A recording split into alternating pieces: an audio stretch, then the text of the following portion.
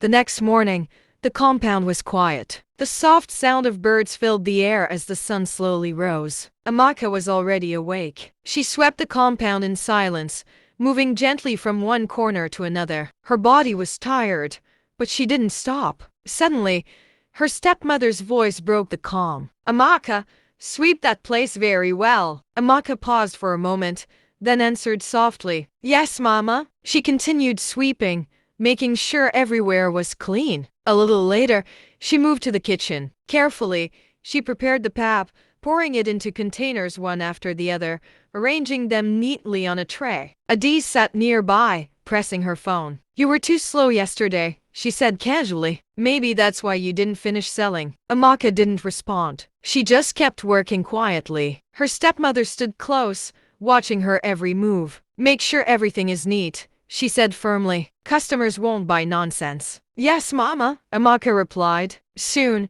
the tray was ready. Amaka stood still for a moment, holding it carefully. "Go out early today," her stepmother said, "and don't come back until you sell everything." Amaka nodded. "Yes, Mama." She turned and walked toward the gate. For a brief moment, she paused, took a quiet breath, then stepped outside. On the street, she walked slowly, calling out in a gentle voice, "Pap!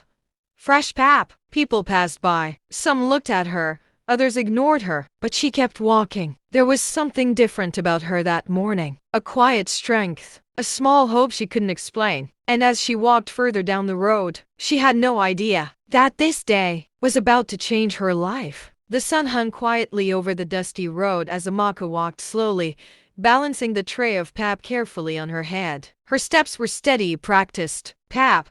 Fresh pap!"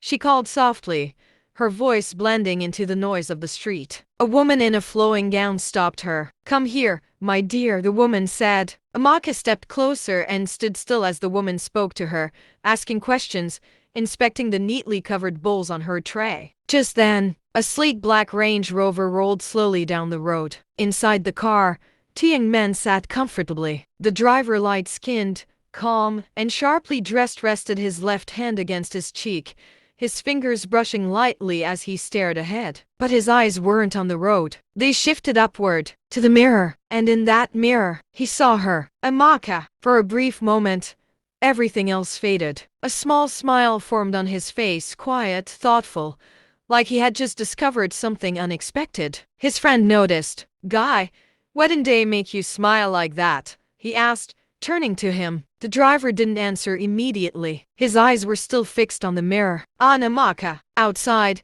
she continued speaking to the customer, unaware that someone, somewhere, had just taken notice of her.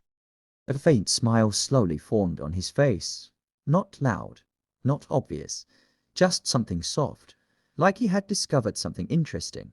His left hand moved absent-mindedly, rubbing his cheek as he kept watching her reflection. "She's different," he muttered quietly, almost to himself. His friend glanced at him briefly. "Who?" But he didn't answer. His eyes were still on the mirror, still on Amaka, and for a moment, everything else faded into the background.